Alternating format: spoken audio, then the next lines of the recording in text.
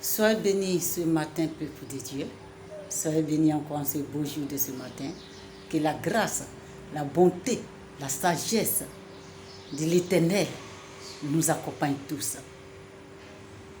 Que la vérité du Dieu très haut, Jésus-Christ, que pasteur Gédéon prêche, le manteau du Christ, l'épée de l'Éternel, la voix qui crie au désert comme Moïse, cette voix-là aujourd'hui, qui avait crié depuis nos ancêtres, cette voix-là crie aujourd'hui. Nous attendons quoi? Peuple de l'Éternel, la créature de Dieu.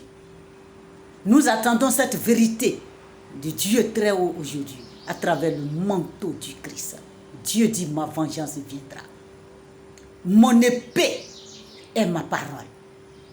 Il n'attaque pas quelqu'un avec couteau ni fusil, parce qu'il sait, celui qui l'a créé, il a dit dans ta parole, tu ne ôteras pas la vie à ton prochain, tu ne tueras pas ton prochain. Nous le savons très bien. Car Dieu dit, l'homme mourra. Là, nous ne savons pas qu'est-ce qui va tuer l'homme, comment il mourra, à quelle heure, quel temps. Et on va prendre le temps pour ôter la vie à notre prochain. Alors Dieu dit, maudit soit-il. Alors si nous voyons aujourd'hui des gens qui se sont dit, Dieu les a envoyés, mais qui dit que l'homme et l'homme va coucher. Je vous ai toujours dit, les bandits même que vous appelez les bandits au dehors, ils sont plus mieux que les religions que vous suivez. Ils sont 1000 fois mieux que les religions que vous suivez. Ils sont plus bandits que cela, les plus diables de ce monde. Le diable même n'a jamais fait ça. Mais eux-mêmes, ils dépassent le diable. Celui qui dit l'homme et l'homme va coucher, il a tué cette personne. Ce n'est pas de prendre fusil, tuer quelqu'un qu'on dit l'homme est mort. Non. Vous avez déjà vu quelqu'un qu'on a tué avec fusil? Et celui qui est mort à l'hôpital, ils sont revenus pour dire non, moi on m'a tué avec fusil, ou on m'a macheté, ou on m'a fait comme ça. Je ne suis pas mort, ça n'existe pas.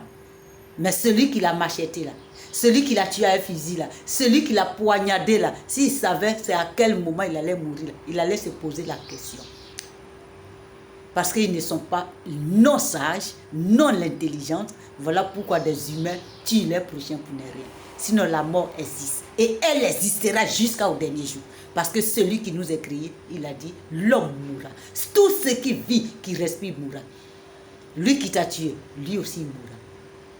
Mais il allait savoir quand même, c'est quand même celui que je vais tuer, c'est quand il va mourir. Quelle serait son heure? Sinon, s'il se posait la question, il y a des bébés qui naissent à l'hôpital. Dès qu'il naît le même jour, il repart. Est-ce que c'est lui qui l'a poignardé avant qu'il meure? C'est toi qui as tiré sur lui? Non. Posez-vous la question d'abord avant de suivre les religions pour gâter la joie, l'amour que Dieu vous a donné. Parce qu'un bébé naît aujourd'hui, le même nuit, il repart. C'est toi qui l'as tué? Non. Selon la volonté du Dieu très haut.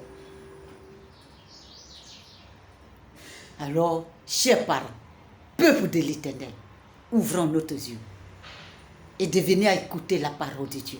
Attendre la vérité de Dieu qui prêche aujourd'hui à travers le manteau du Christ.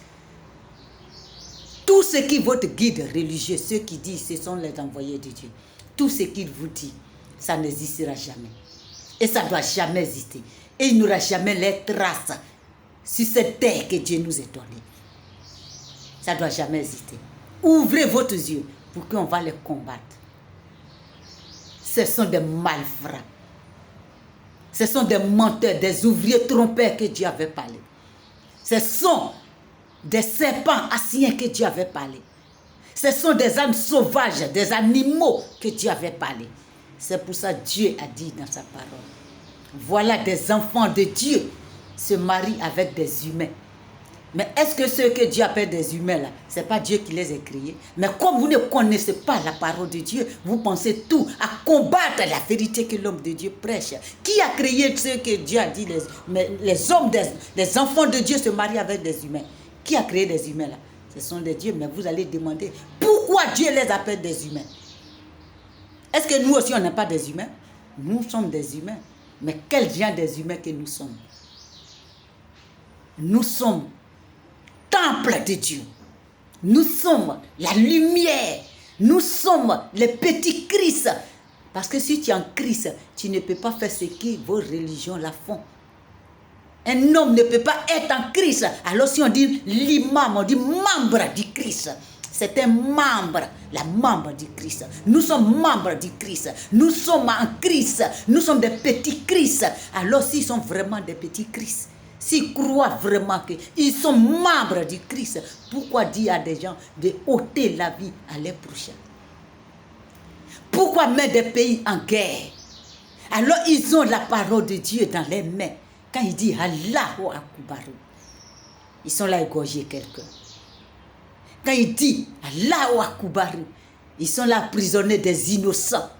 Mais je vais vous expliquer cette histoire-là une autre fois. Des innocents sont remplis à la prison. Tant que ce que Dieu les a dit, vous êtes les juges, jugez le vrai. Tant que ce que Dieu a dit, vous êtes des autorités. Mais aujourd'hui, les autorités ne sont plus des autorités de Dieu. Des juges ne sont plus des juges de Dieu. Mais ils sont au service des diables. Ouvrons nos yeux. Nous n'avons pas un autre combat, mais le combat du Christ. L'Éternel, celui que le pasteur Gédion prêche. C'est pour ça qu'il dit, mon épée, c'est ma parole.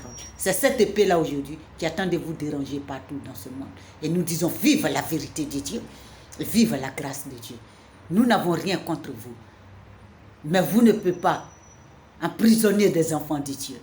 Nous ne pouvons pas croire à ce que Dieu n'a pas établi et qui vient de vous-même, votre volonté. Nous disons à part à toutes les religions voyeuses, à part le prêtre, à part les mamans pasteurs, à part des femmes adultères, à part la religion islamique, beaucoup de femmes sont adultères.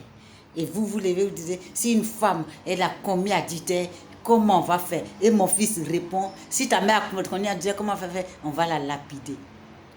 Il faut demander à ton imam, est-ce que Dieu dit, si deux hommes ont commis adultère, lapidez-la. Maintenant, toi, tu dis, on va lapider ta maman là. C'est ta maman qui est allée vers lui, ou bien c'est l'homme, c'est ce diable-là qui est venu envers elle. Cherchons à connaître la vérité de Dieu. Que la grâce, la bonté de Dieu nous accompagne.